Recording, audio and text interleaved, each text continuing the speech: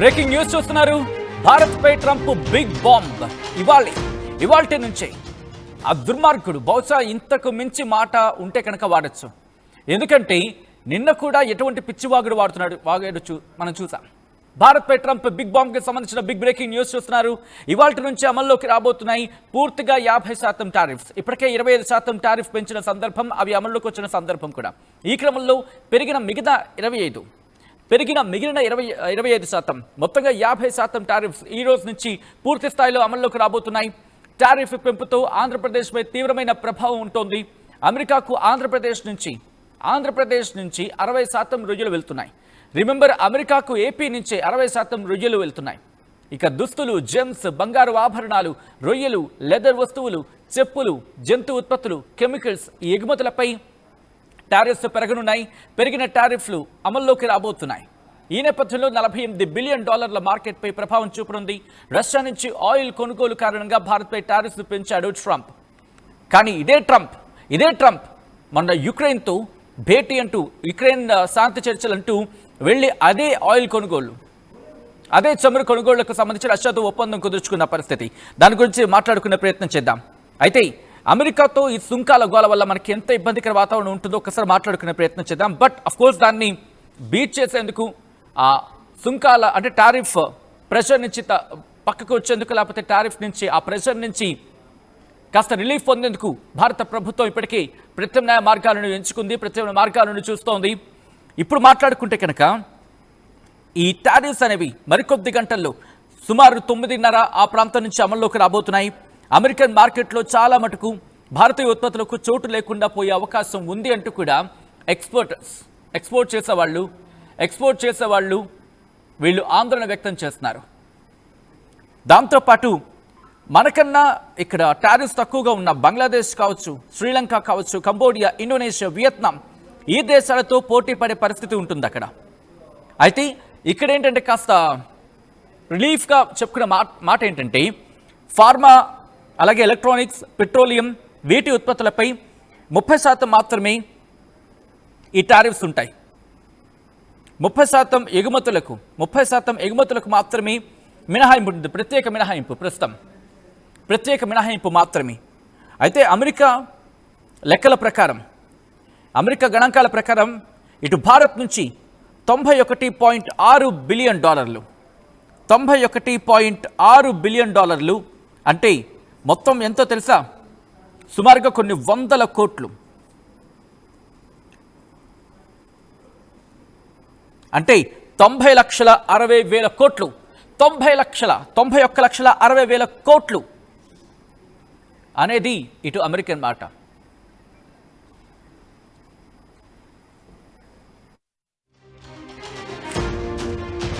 Breaking news చూస్తున్నారు.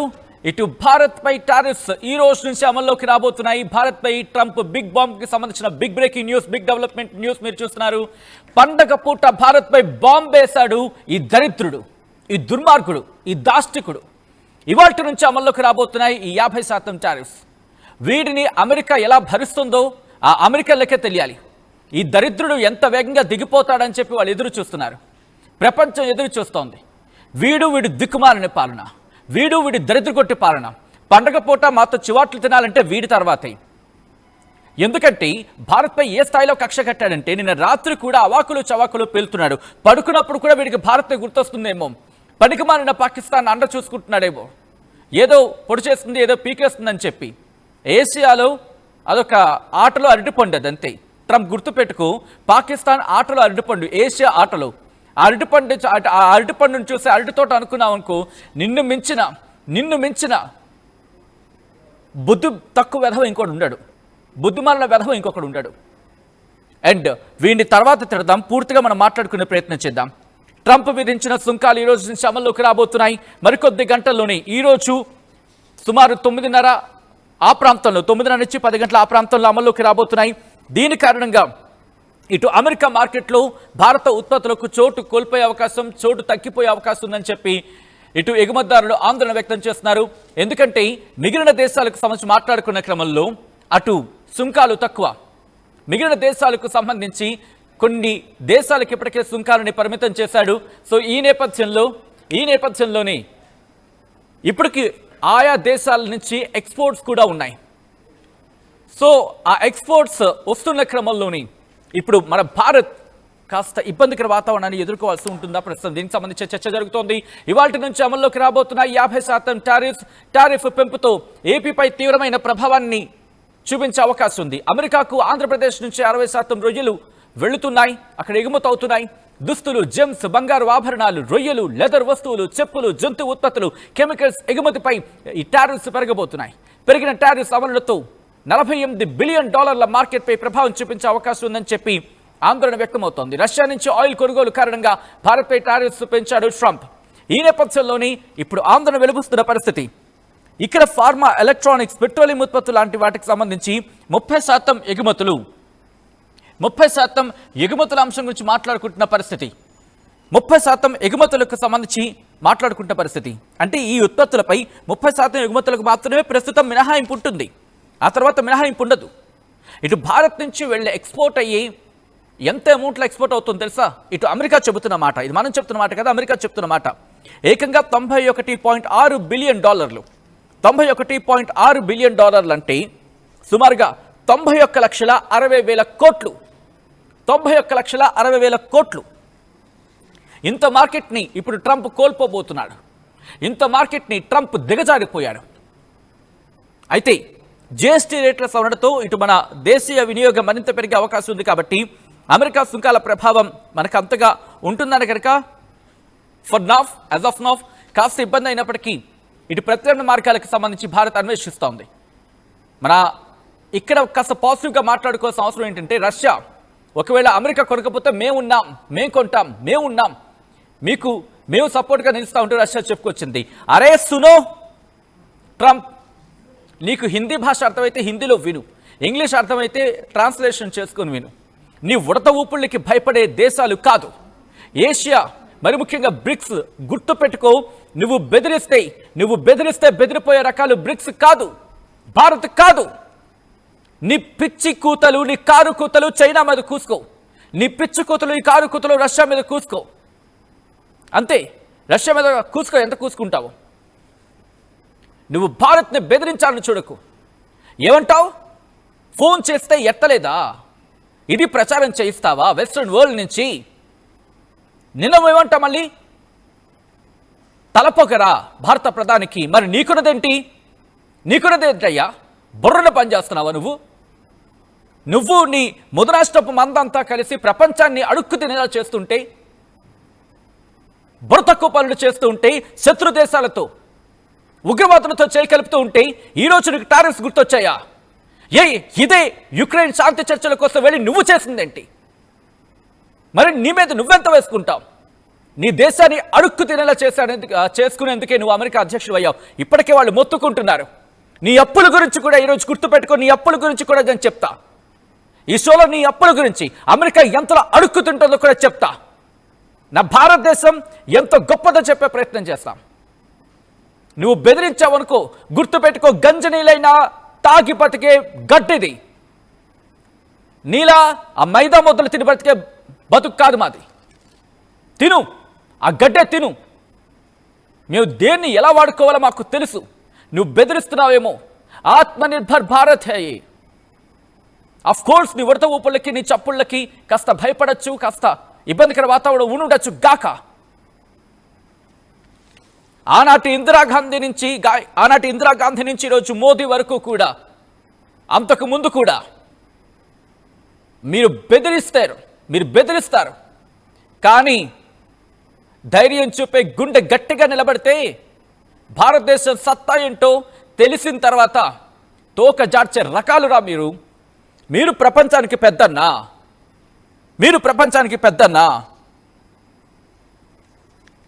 చెప్తా, నీ లెక్కలు, నీ బండారం బయటపడతాయి ఈరోజు. నీకు దమ్ముంటే ఈ షో నువ్వు ఇంగ్లీష్లో ట్రాన్స్లేషన్ చేసుకుని విను. అఫ్ కోర్స్ భవిష్యత్తులో నన్ను అమెరికాలోకి రానిస్తావో రానివ్వో నీ కర్మ, అది నీ ఇష్టం. చెప్తా, ఈరోజు నీ బండారం మొత్తం బయటపడతా. మొత్తం ఎంత అప్పు ఉంది నీ అమెరికాకి? నీ అమెరికా అప్పు సంగతి చూడవు, నీ అమెరికా అప్పు సంగతి తేల్చుకో. కానీ భారత్ మీద పడతావా? Let me talk with numbers. ఎవరో మొన్న అంటున్నారు let me talk with numbers అని చెప్పి, let me talk with figures అని చెప్పి. ఏదైతే ఉంది వాడి భాష నాకెందుకు, నా భాష నాకు ముఖ్యం. కానీ అందుకే మొత్తం డీటెయిల్గా మాట్లాడుకునే ప్రయత్నం చేద్దాం. ఎంతలా అమెరికా అడుక్కు తిడిపోతూ ఉంటే వీడికి కావాల్సి వచ్చింది, వీడి సొంత వ్యాపారం అంతే, వీడి సొంత వ్యాపారాలు కావాల్సి వచ్చింది. ఏ స్థాయిలో అమెరికా నష్టపోయింది కూడా మాట్లాడుకోబోతున్నాం మరి కాసేపట్లోనే. ఇటు ట్రంప్ టారిఫ్ల దెబ్బకి ప్రపంచ దేశాలు వణికిపోతున్నాయి. జపాన్ అనుకుంటున్నావా భయపడిపోవడానికి, ఆస్ట్రేలియా అనుకుంటున్నావా భయపడిపోవడానికి? భయపడే రకాలు కాదు భారత్, గుర్తుపెట్టుకో ట్రంప్. ఇప్పటికీ నీ బాధ ఏంటో మాకు అర్థమవుతోంది. అక్కడ నీ వ్యాపారాన్ని ఇటు మా మీద చొప్పిద్దాం అనుకుంటున్నావు. నువ్వు అనుకుంటున్నవి ఇక్కడ సాగవు, నీ ఆటలు ఇక్కడ సాగవు. చూడండి ఎంత దుర్మార్గుడంటే, లెక్కలు చెప్తున్నాను సుంకాలకు సంబంధించి. ఇటు భారత్ మీద 50%, బ్రెజిల్ మీద 50%, దాంతోపాటు మరికొన్ని దేశాలకు సంబంధించి మాట్లాడుకునే క్రమంలో ఇటు సిరియా మీద 41, లావోస్ మీద 40, మియన్మార్ మీద 40. వీడి లవర్ పాకిస్తాన్కి ఎంతో తెలుసా? క్షమించాలి ఇంత పెద్ద మాట అనేసినందుకు. ఎందుకంటే అక్కడ ఆ దేశ అధ్యక్షుడిని పట్టించుకోడు, ఆ దేశ ఇంకెవరిని పట్టించుకోడు. కానీ వీడు పట్టించుకునేది ఆ ఆసిమ్ మునీర్ గారిని. వాడిని పిలుచుకొని నోట్లో ముద్ద పెట్టి మరి నువ్వు తోపు, నువ్వు తురుమంటాడు. మరి అధ్యక్షుడు ఏంటి అక్కడ, మరి ప్రధాని ఏంటి? పేకడ అనుకున్నారా వాళ్ళు? అదే పాకిస్తాన్కి 19% అంట టారిఫ్స్ ఇచ్చింది వీడు, ఈ ట్రంప్. ఇంతేకాదు అమెరికాకు సంబంధించి మాట్లాడుకుంటే ఏ ప్రభావం ఉందో తెలుసా వాళ్ళకి? ఏ ప్రభావం ఉందంటే ఇది ఇప్పటితో ఆగిపోయేది కాదు. ఆఫ్ కోర్స్ పాకిస్తాన్కి సంబంధించి 19% వేస్తాడట. మరి మిగతా దేశాలు ఏమయ్యాయి? ఎందుకు పాకిస్తాన్ మీద అంత కరుణ నీకు? ఎందుకంటే ప్రస్తుతం నీకు అక్కడ అవసరం కాబట్టి. దీంతో పాటు 70 దేశాల మీద ట్రంప్ సుంకాల మూతకు సంబంధించి మాట్లాడుకుంటున్న సందర్భం. బ్రిక్స్ భయపడుతుంది అనుకుంటున్నాడు. బ్రిక్స్ భయపడేది కాదు. ఏదైతే జరగకూడదు అనుకుంటున్నాడో అదే జరుగుతుంది. ఇద్దరు దూరపు శత్రువుల్ని ఇప్పుడు కలుపుతున్నాడు ట్రంప్ నిర్మోహమాటంగా. దాంతోపాటు అమెరికాకు సంబంధించి మాట్లాడుకుంటే ట్రంప్ ప్రభావం ఎలా ఉంటుంది అనేది ప్రస్తుతం తీవ్ర చర్చాంశంగా మారుతోంది. ఇటు ఇరు దేశాల మీద కూడా ప్రభావం ఉంటుంది, ఉంది. కానీ వీడు చేస్తున్న ఇబ్బందికర వాతావరణం ఏ స్థాయిలో ఉందంటే, వీడు ఉల్టా చోరీ ఎంత ఉందో అసలు చెప్తాను చూడండి.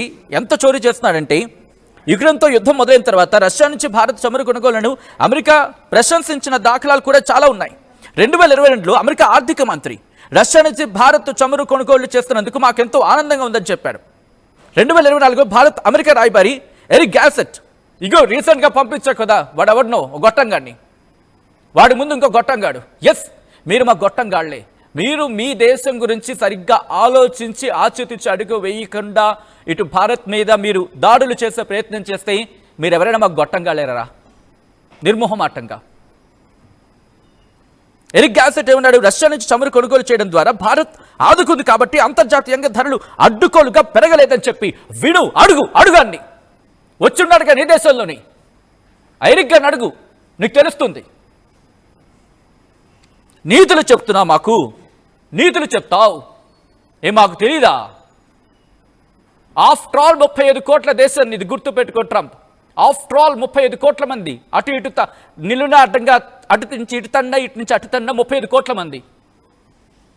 మాది 150 కోట్ల మంది. నీకు ఈరోజు ఏషియాలో భారత్ చైనా మార్కెట్లు, ఎందుకంటే అత్యధిక జనాభా ఉన్న దేశాలు, మార్కెట్కి కావాల్సింది ఏంటో తెలుసు.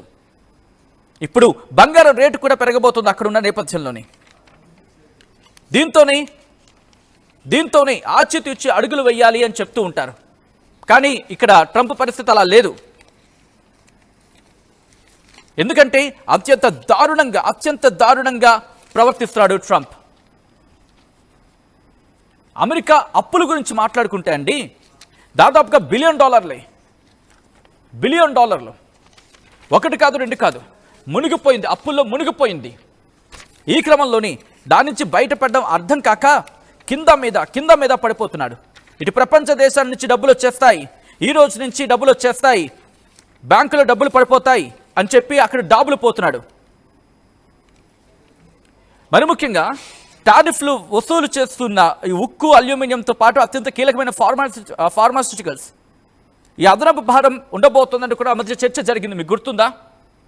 సో ఈ క్రమంలోని ట్రంప్ గురించి మాట్లాడుకుంటే కనుక మరీ ముఖ్యంగా చాలా దుందుడుగా వెళ్లే ప్రయత్నం చేస్తున్నాడు. ఎందుకంటే ఇటు భారత్ మాట వినటం లేదు అనేది ట్రంప్ గోల. ఈ క్రమంలోని ఎగుమతులకు సంబంధించి పడుతున్నాడు. ఎగుమతులకు సంబంధించి మాట్లాడుకుంటున్న సందర్భంలో చాలా దారుణంగా ఉందనే చెప్పుకోవాలి. ఎప్పుడైతే అమెరికా ఈ సుంకాలను పెంచిందో ఆ తర్వాత ఇటు వెంటనే రష్యా అంది. రష్యాకు తెలుసు భారత్ ఇబ్బందికర వాతావరణం ఏంటో అని చెప్పి అర్థం చేసుకుంది వెంటనే. దీంతో రష్యా ఒకటే చెప్పుకొచ్చింది, వాడు కొనకపోతే కొనపోయాడు, మేమున్నాం కొంటామంటూ రష్యా వెంటనే ముందు చూపుగా అడుగు పెట్టింది కాబట్టి సరిపోయింది. లేకపోతే పరిస్థితి ఏంటి అంటే కనుక అఫ్కోర్స్ ప్రత్యామ్నాయాలు ఉన్నాయి. ఇందాక నుంచి అంటున్నారు కదా అమెరికాకు అప్పులని చెప్పి. Let me talk on that. ఏకంగా అమెరికా 37 లక్షల కోట్ల డాలర్ల రుణభారం ఉంది.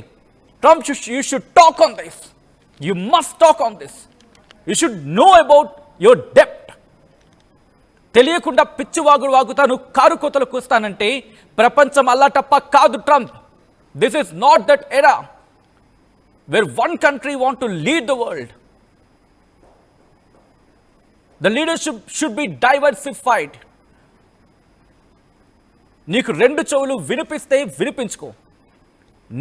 నీకు తెలుసు ఈ 4 ఏళ్ళు మాత్రమే నేను అధ్యక్షుడిగా ఉంటాను. ఈ సమయంలో ఎంత నుజ్జేయాలో అంత నుజ్జేసేయచ్చు. ప్రపంచ దేశాల మీద పడేడుస్తున్నావు. ప్రపంచ దేశాల మీద ఉగ్రవాదులతో చేయగలుగుతావు. ఎస్, నేను అన్నాను కదా ఇందాక అమెరికా అప్పుల గురించి. ఒక్కసారి మీరే వినండి. వీళ్ళ అప్పులు ఏ స్థాయిలో ఉన్నాయంటే ఏదో అంటూ ఉంటారు కదా, పైన పట్టారం లోన్ లొట్టారం అని చెప్పి. వీళ్ళ పరిస్థితి అదే, పైన పట్టారం లోన్ లొట్టారం వీళ్ళంతాను. అమెరికా దేశం రుణభారం గురించి మాట్లాడుకుంటే 37 లక్షల కోట్లు కోవిడ్ ఆ టైంకి అంచనాల కంటే ముందుగానే ఆ దేశ రుణాల స్థాయి దిగువకి చేరుకుందంటే అర్థం చేసుకోవచ్చు. ఒక అమెరికా అప్పులు 2030కి చేరుకుంటే 2030 తర్వాత ఇంకా ఎక్కువ అయ్యే అవకాశం ఉంది. అమెరికా బడ్జెట్ గురించి మాట్లాడుకున్న సందర్భం ఎక్కడ అంటే క్లింటన్ సమయంలో మాట్లాడుకుంటే ట్రంప్ మొదటి హయాంలో ముఖ్యంగా 2020 కోవిడ్ టైంలో ప్రభుత్వ వ్యయాలు భారీగా పెరిగాయి. ఉద్యోగుల కోతల కారణంగా పన్ను ఆదాయం గణనీయంగా తగ్గింది. ఆ తర్వాత జీడీపీలో 15% చేరింది. బిల్ క్లింటన్ ఉన్న టైంలో దేశం మిగిలి ఉంది. ఎప్పుడు బిల్ క్లింటన్ ఉన్న టైంలో గుర్తుపెట్టుకో, బిల్ క్లింటన్ ఉన్న టైంలో మీరు బాగానే ఉన్నారట. చెప్తున్న లెక్కలు చెప్తున్నాయి, నేను చెప్తున్న మాట కాదు. కానీ మొత్తం 37 లక్షల కోట్ల డాలర్లలో 27 లక్షల కోట్ల డాలర్లు దేశీయంగా అప్పు తీసుకున్నవి. ఈ టోటల్ డెప్ట్లో అమెరికా ప్రైవేటు పెట్టుబడిదారులు సంస్థలు వాటి వాటా 42% అట. ఇక ప్రభుత్వ సంస్థలు ట్రస్టులు అయితే ఒక 20%, ఫెడరల్ రిజర్వ్ వాటా 13%, విదేశీ పెట్టుబడిదారుల వాటా 25%. మీ అప్పులు, నీ దగ్గర అప్పులు లెక్కలేకపోతే భారత్ చెబుతోంది రాసుకో. ఈ నేపథ్యంలోనే ఇంత అప్పుండి కూడా, ఇంత నష్టం ఉండి కూడా ఎంత ఉందయ్యా మీ జీడిపి అభివృద్ధి? మీ జీడిపి ఎంత ఉంది? 0.3%. సిగ్గులేదా? దేశం అభివృద్ధి చెందాల్సిన దృష్టి పెట్టాలి, కానీ అక్కడి నుంచి వచ్చే దేశాల మీద టారిఫ్లు వేస్తాను, ఇక్కడి నుంచి వచ్చే దేశాల మీద టారిఫ్లు వేస్తాను. ఆ లెక్కలు చూడండి ఎంత షాకింగ్గా ఉంటున్నాయి. ఎంత దారుణంగా వేస్తున్నాడు టారిఫ్స్. ఇప్పుడు చైనాకు వార్నింగ్ ఇస్తున్నాడు. మళ్ళీని చైనాకి ఎందుకు వార్నింగ్ ఇస్తున్నాడు? భారత్తో జత కడుతుందని చెప్పి. ఏకంగా చైనాకు ఇంకొక 200% టారిఫ్ వేస్తాడంట. వెంటనే వాళ్ళు అక్కడి నుంచి నీ బాండ్లు లాగుతారు, నీ బండారం మొత్తం బయటపడుతుంది, నీ దేశం నీ నెత్తి మీద మొట్టికాయలు వేస్తుంది, నిన్ను తీసుకెళ్ళి ఎక్కడో దాచేస్తుంది, సరిపోతుంది నీకు ఆ రోజు. బస్సు అంటే ఏంటో, ప్రపంచాన్ని ఎలా నడిపించాలో దేశాన్ని కాదయ్యా, ప్రపంచాన్ని నడిపించగల సత్తా భారతీయులకుంది.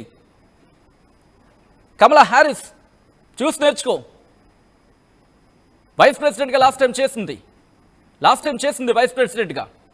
ఎంత సిచ్యువేషన్స్ అయినా నవ్వుతూ ఉంటుంది మనిషి. నీలా మొహం అని పెట్టుకుని కూర్చోదు. నీకు నచ్చితే మొత్తం నోట్లోని 32 పళ్ళు కనిపించేలా ఈయన నవ్వుతావు. నచ్చకపోతే చాలు మొహం అని పెట్టుకుంటావు. ఆలోచించుకో.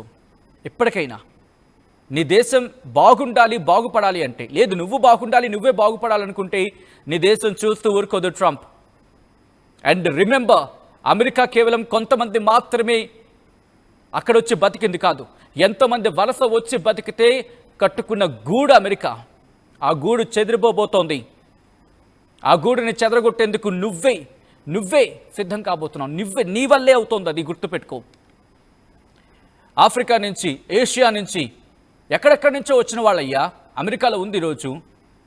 చెప్పు అమెరికా ఎస్ ఇంత కోర్ అమెరికా అని చెప్పు. అమెరికా అంతా కొంతమంది అని చెప్పు. ఆ ధైర్యం చేయగలవా? అలా చెప్పగలవా? డైవర్సిఫికేషన్ గురించి మాట్లాడుతూ ఉంటావు కదా. What is your diversification? ఇదా నీ డైవర్సిఫికేషన్? ఇదేనా నీ పెద్దన్న పాత్ర?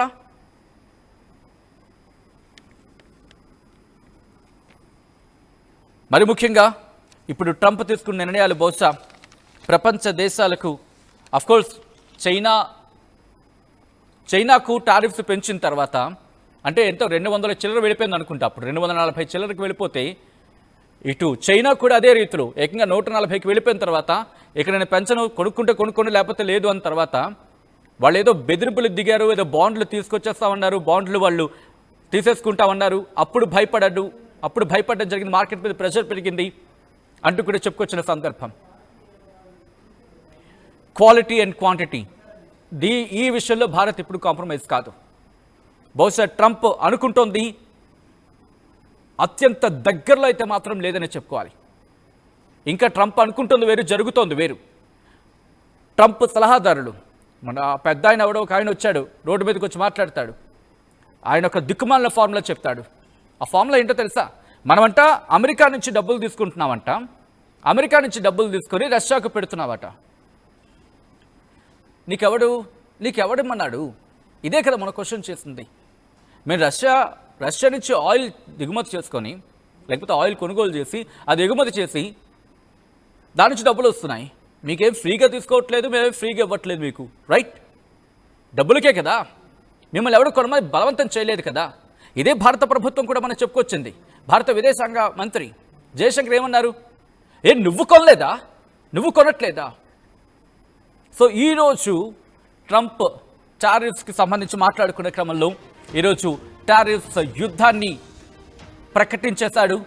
మిగిలిన 25% కూడా ఈ రోజు నుంచి ఈ రోజు నుంచి అప్లికబుల్ కాబోతోంది. ఈరోజు ఉదయం 9:30 ప్రాంతం నుంచి అప్లికబుల్ కాబోతోంది. ఈ నేపథ్యంలో ఇప్పటికీ 2 దేశాల మధ్య కూడా ఆ టారిఫ్స్కి, వాణిజ్యానికి సంబంధించి డిస్కషన్స్ జరుగుతున్నాయి.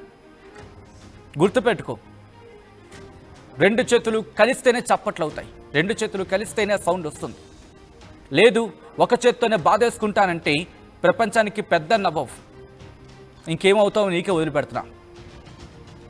ఎందుకంటే ఇటు BRICS, Bharat, China, Russia, Brazil, గుర్తుపెట్టుకో సౌత్ ఆఫ్రికా, ఇవన్నీ కూడా ఒక్కసారిగా నడుము బిగించాయా?